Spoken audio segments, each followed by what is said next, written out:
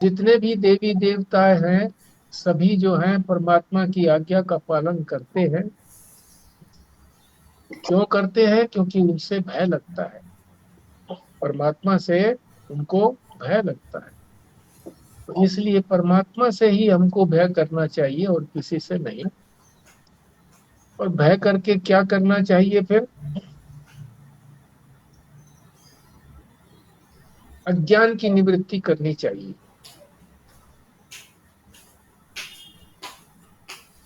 अज्ञान की निवृत्ति क्यों करनी चाहिए? क्योंकि हमें पता ही नहीं है कि हम किसी बंधन में हैं। बाहरी बंधन को ही हम बंधन समझते हैं। पहले आजाद नहीं हुए थे, 1947 में 15 अगस्त को आजाद हो गए तो हम समझते हैं कि हम तो आजाद हो गए, स्वतंत्र हो गए। पर हम अभी भी पाश से बंधे हुए हैं। कौन से पाश हैं? वो आंतरिक पाश हैं जिनको हम पाश नहीं समझते। वो क्या है? मल, विक्षेप और आवरण। इनका मूल कारण क्या है? अज्ञान। अज्ञान की निवृत्ति से समूल नाश हो जाता है। इन सारे पाशों का भी बंधन छूट जाते हैं सारे, और परमानंद की प्राप्ति होती है। पर हम अपने आप को अभी भी इन बंधनों में बंधा हुआ मानते हैं। अपने आप को अभी भी हम रागी, द्वेषी, कामी, क्रोधी, इस प्रकार से अपने आप को अभी भी अपराधी मानते हैं। जब हम स्वयं ही अपने आप को अपराधी कहेंगे तो हम किसी प्रकार से नहीं छूट सकते।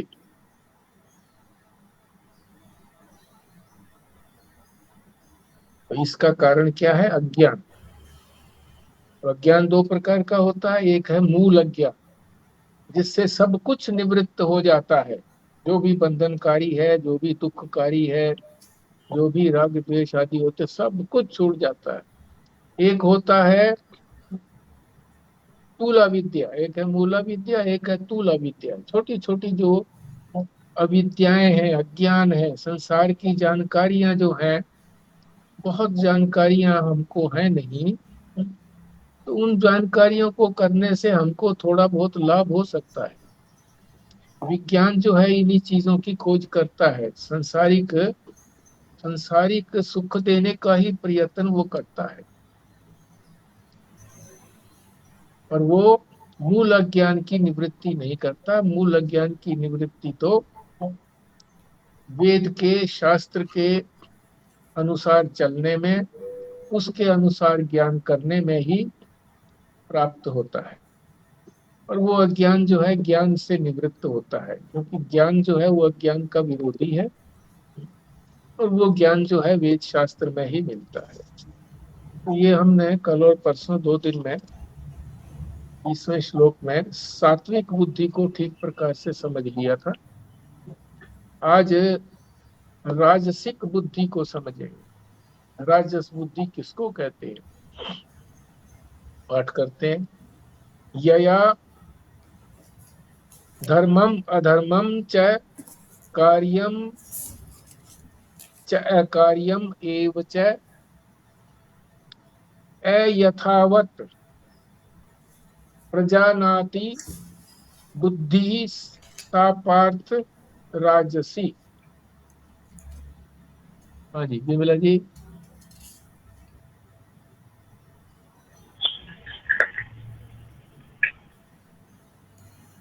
यया धर्मम् अधर्मं च कार्यं च अकार्यम् एच यथावत् प्रजानाति बुद्धिः सा पार्थ राजसी। भारद्वाज साहब जी। यया धर्मम अधर्मम च कार्यम च कार्यम एव च एव यथावत् प्रजानाति बुद्धि सा पार्थ राजसी। बल्ला जी। जी। यया धर्मम अधर्मम च कार्यम च अकार्यम एव च अयथावत् प्रजानीति बुद्धि स पार्थ राजसी। खुराना जी। जी। यया धर्मम अधर्मम च कार्यम च अकार्यम एव च अयथावत् प्रजानाति बुद्धि स पार्थ राजसी। ओम। संजीव शर्मा जी। जी। यया धर्मम् अधर्मं च कार्यं च अकार्यम् एव च यथावत् प्रजानाति बुद्धि सा पार्थ राजसी। स्वस्तिका जी। हाँ जी। ओम। यया धर्मम् अधर्मं च कार्यम् एव च अयथावत् प्रजानाति बुद्धि स पार्थ राजसी। ओम। जी। अर्थ समझते हैं। यया माने जिस, जिस किसके लिए लगा है? बुद्धि के लिए। जिस बुद्धि से धर्मम अधर्मम, क्या धर्म है क्या अधर्म है,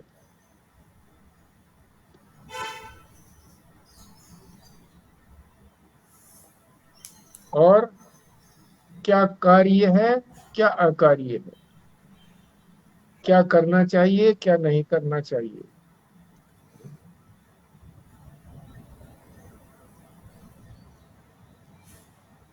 पता तो लगता है धर्म का भी और अधर्म का भी, कार्य का भी अकार्य का भी। पर कैसा पता लगता है? अयथावत, जैसा पता लगना चाहिए वैसा पता नहीं लगता, उसके विपरीत पता लगता है। धर्म को अधर्म जानता है कौन? जिसकी ऐसी बुद्धि है। ऐसी बुद्धि धर्म को अधर्म जानती है और अधर्म को धर्म जानती है। इसी तरह से कार्य को अकार्य जानती है, अर्थात जो करना चाहिए उसको सब सोचती है, जानती है कि नहीं करे ना करना, और जो नहीं करना होता है उसको करना जानती है। ऐसी बुद्धि को या ऐसी बुद्धि वाले को राजस बुद्धि वाला कहा जाएगा, रजोगुणी बुद्धि वाला कहा जाएगा। सा पार्थ राजसी। हे पार्थ, हे पृथा के पुत्र अर्जुन, जिस बुद्धि से धर्म और अधर्म, कार्य और अकार्य, क्या करना है क्या नहीं करना है, इसका पता तो लगता है, परंतु वो अयथावत, जैसा जानना चाहिए जैसा पता लगना चाहिए ऐसा पता उसको नहीं लगता, बल्कि विपरीत पता लगता है। धर्म को अधर्म जानता है, अधर्म को धर्म जानता है। इसी तरह से ऐसी बुद्धि कार्य को अकार्य जानती है कि करना चाहिए उसको तो कहती है नहीं करना, और जो नहीं करना चाहिए उसको करना कह जानती है। ऐसी बुद्धि जो है वो राजसी बुद्धि है। ये अर्थ भी हो गया, विस्तार से समझते हैं। धर्म किसको कहते हैं? पहले तो ये समझ में आना चाहिए किसको हम धर्म कहेंगे। जो शास्त्र प्रतिपादित करता है, जिसको शास्त्र कहता है, बताता है कि ये करना धर्म है। करने से धर्म होता है? वैसे तो होता नहीं, बताने से नहीं होता। शास्त्र ये कहता कि ये कर्म करो तो धर्म होगा। अपने मन माने करने कर्म से धर्म नहीं होता। और अधर्म का भी शास्त्र ही बताता है कि क्या अधर्म है, क्या नहीं करना चाहिए। अगर ऐसा किया जाता है तो वो अधर्म कहलाएगा। तो बात तो यहाँ बुद्धि की हो रही थी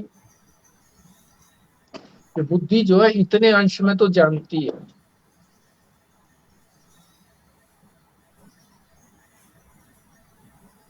धर्म को भी अधर्म को भी,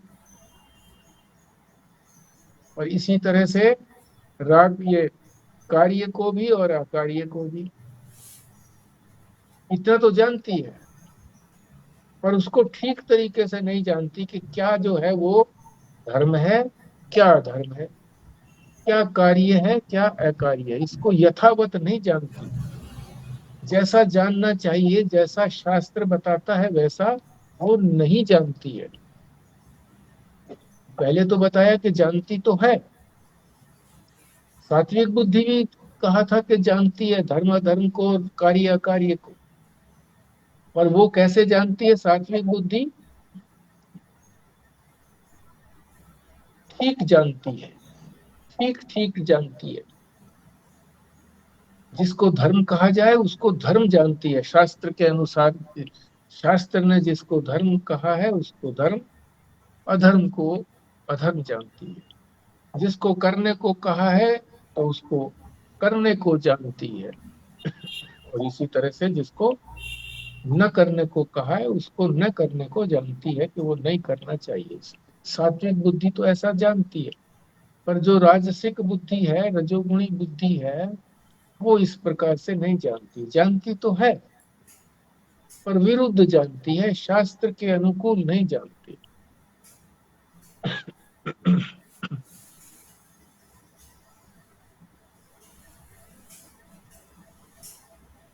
सात्विक बुद्धि तो यथावत जानती है, सही सही जानती है, और राजसिक बुद्धि जो है वो यथावत नहीं जानती, अयथावत जानती है। जैसा जानना चाहिए वैसा नहीं जानती है। और निवृत्ति मार्ग को तो जानती ही नहीं है। पिछले श्लोक में हमने कहा था, समझा था कि प्रवृत्ति मार्ग को भी जानती है और निवृत्ति मार्ग को भी जानती है। कौन? सात्विक बुद्धि। पर यहाँ जो राजसिक बुद्धि बताया है कि जानती तो है पर वो यथावत नहीं जानती, जैसा जानना चाहिए वैसा नहीं जानती है। धर्म को भी अधर्म को भी, कर्म को भी और अकर्म को भी। दूसरा जो निवृत्ति मार्ग पिछले श्लोक में बताया था उसको तो ये बिल्कुल नहीं जानती। निवृत्ति मार्ग जो है वो तो मोक्ष को बताता है, तो ये मोक्ष का तो जानती ही नहीं है, केवल बंधन को ही जानती है,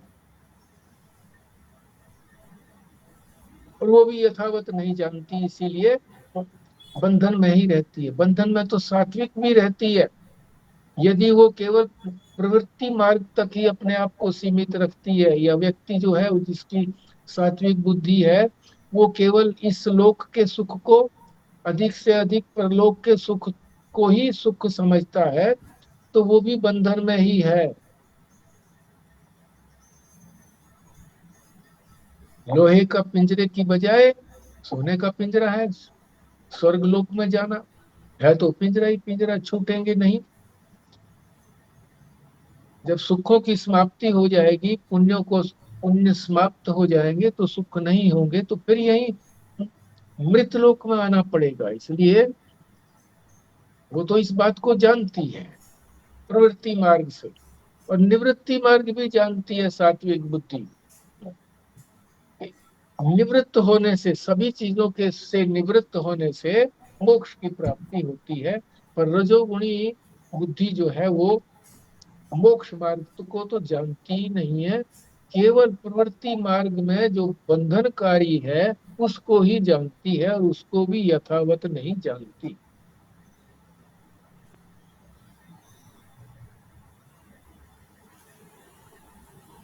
राजसिक बुद्धि जो है वो विभिन्न परिस्थितियों के हिसाब से देश के हिसाब से, काल के हिसाब से क्या धर्म है, क्या अधर्म है, क्या करना चाहिए, क्या नहीं करना चाहिए, इस बात को नहीं जानती है। इसीलिए मनु महाराज ने कहा है, यस्य नास्ति,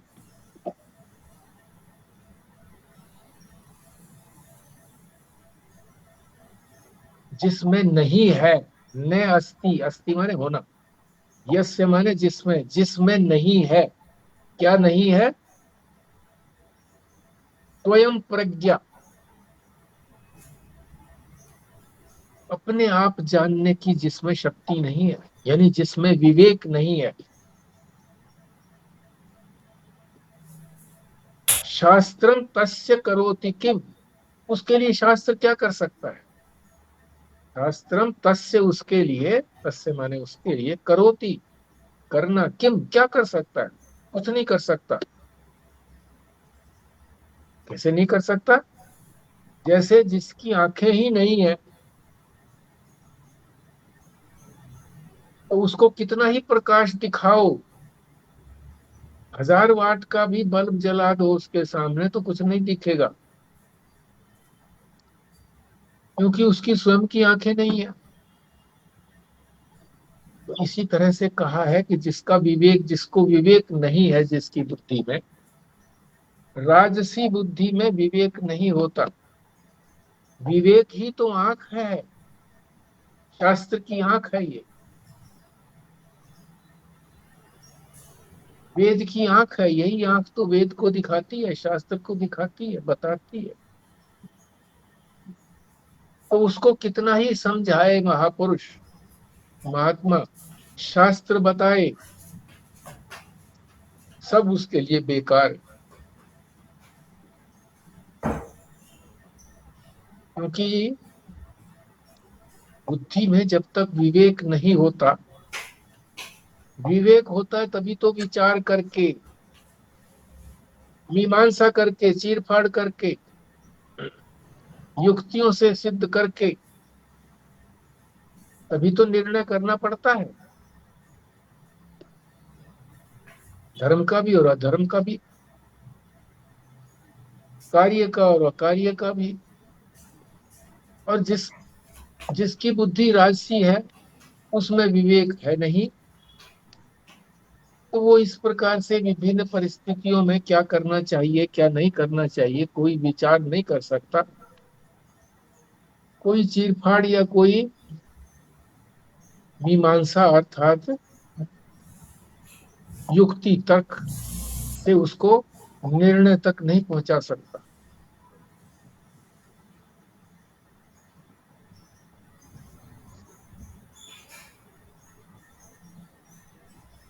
इसी प्रकार से ये तो बात बताई धर्म की और अधर्म की। कार्य वकार की भी यही बात है, क्या करने से हमारा इष्ट प्रयोजन सिद्ध होगा, जो हम चाहते हैं। प्रयोजन का मतलब हमारा जो फल है, हम चाहते हैं, उसको कहते हैं इष्ट। प्रयोजन माने फल, जो हमारे चाहत का फल है, वो क्या करने से वो फल मिलेगा हमको। जो जिसकी ऐसी बुद्धि है नहीं समझने की, तो वो तो लौकिक जो फल मिलना चाहिए, लौकिक संसार के अंदर जो फल मिलना चाहिए, वो भी नहीं मिलता उसको, बार बार वो असफल होता है। किसी बात को उसने सोच लिया कि भाई ये करूंगा तो मेरे को ये इष्ट फल मिलेगा, नहीं मिलता है, संसार का फल भी नहीं मिलता है, दुखी होता है। क्यों? क्योंकि विवेक नहीं है, अपनी बुद्धि नहीं है। बुद्धि तो है पर उसमें विवेक नहीं है, तो क्या करेगा? तो रजोगुणी बुद्धि के अंदर विवेक नहीं होता। विवेक जो है सतोगुणी में ही जागता है। जब सत्वगुण की बहुलता होती है किसी के अंदर, तब विवेक जागता है और फिर वो सही निर्णय करता है। निर्णय तक तभी पहुंच पाता है, नहीं तो फिर निर्णय नहीं कर पाता। शायद ये ठीक है, शायद वो ठीक है, ऐसा सोचता रहता। शायद वाली बात उसकी बनी रहती है। क्यों? क्योंकि उसके अंदर विवेक नहीं है। विवेक क्यों नहीं है? क्योंकि राग है उसके अंदर, प्रचुर मात्रा में राग है, राग की अधिकता है। राग जो है किसी चीज को ठीक से देखने नहीं देता। राग का मतलब होता है रंग देना। जब हमने रंगीन चश्मा पहन लिया, पीले रंग, जिससे पीला रंग दिखाई दे, जब उस चश्मे को पहनते हैं तो सब चीजें पीली दिखती हैं, और वो कहता है कि ये मेरे को तो पीलिया हो गया, मेरे को सब चीजें पीली दिखती हैं। पीलिए वाले को पीली दिखती हैं चीजें। और इसी तरह से चश्मा अगर जिसमें लाल कलर है वो पहन लिया, तो फूल सफेद होते हैं उसको भी लाल देखता है, और वो कहता है कि ये तो फूल लाल है, जबकि वास्तव में लाल नहीं है, सफेद है। तो राग जो है वो रंग देता है, अपना रंग चढ़ा देता है, जो वास्तविकता है वो नहीं मालूम पड़ती। शायद बना रहता है कि ये ठीक है या वो ठीक है। प्रारंभ में अर्जुन की भी यही स्थिति थी कि मुझे ये करना चाहिए या वो करना चाहिए, अर्थात युद्ध करना चाहिए या संन्यास लेना चाहिए। तो क्यों सोच रहा था युद्ध करना चाहिए नहीं करना चाहिए? उसके मन में ये था कि ये मेरे गुरु हैं, मेरे दादा हैं, जिनकी गोदी में मैं खेला था, और जिन्होंने मुझे धनुर्विद्या सिखाई थी, उनको मैं कैसे मारूंगा?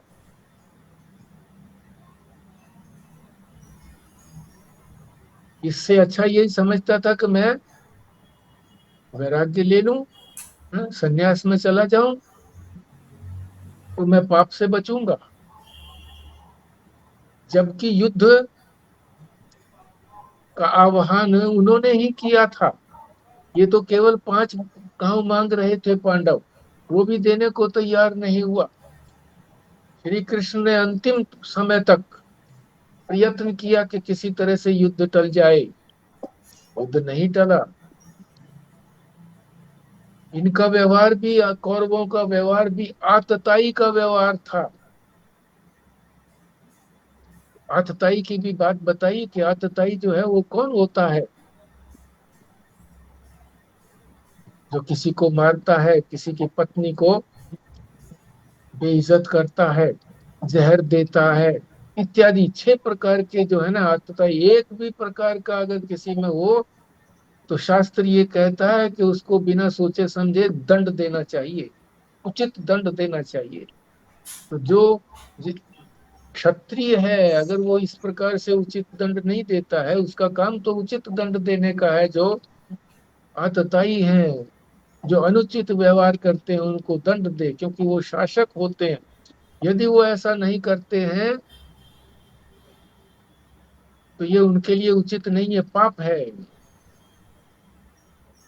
भगवान ने समझाया था कि युद्ध के मैदान में जाएगा, ये आतताई है, इन्होंने ही युद्ध का आह्वान किया था, तो तुम इनको मारोगे तो पाप नहीं लगेगा।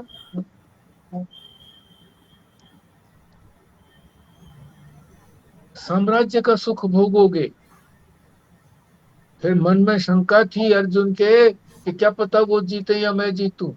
अगर वो जीत गए मान लीजिए, और तुम जो है ना युद्ध, छाती पर तुम्हारे तलवार लगी, भाला लगा, जो भी कुछ लगा, और तुम्हारी मृत्यु हो गई, तो तुम सीधे स्वर्ग में जाओगे।